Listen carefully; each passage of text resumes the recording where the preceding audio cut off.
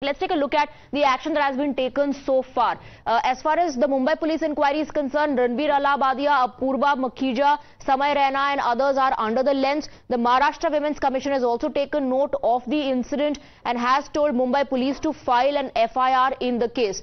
Inquiry against organizers of India's Got Latent as well. So Mumbai police is also going to conduct an investigation and inquire the organizers. Allahabadiya and Samay Raina have been summoned by the Mumbai police in the case. Let's move on now. According to sources, the centre may issue a show cause. That's what we're given to understand. Priyanka Chaturvedi, leader of the Sena UBT, has in fact said that she will be raising the issue in INV standing committee. The INV ministry might give a notice to take down inappropriate content.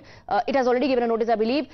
Let's move on to other individuals who filed FIRs, filed cases. Ashish Rai and Pankaj Mishra are advocates. They want an FIR against artists, YouTube and the organizers as well. Then you have Nilotpal Pandey of the BJP who has filed a complaint with the Khar police. NCW has written to INV ministry seeking regulation and has said curb obscene content on OTT and social media. The Guwahati police has also taken action, has registered FIR against Allahabadiya, Samay Raina and others. Apart from that, you have Vineet Jindal, who is a Supreme Court advocate, and he's filed a complaint in Delhi urging for a complete ban on the show India's Got Latent, where this conversation happened, where this controversial statement was given. Let's now listen into the reactions that we are getting.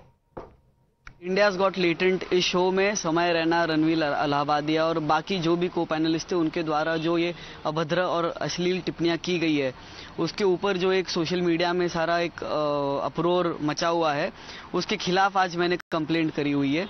ऐसी अश्लीलता इस समाज को दूषित करने वाली है।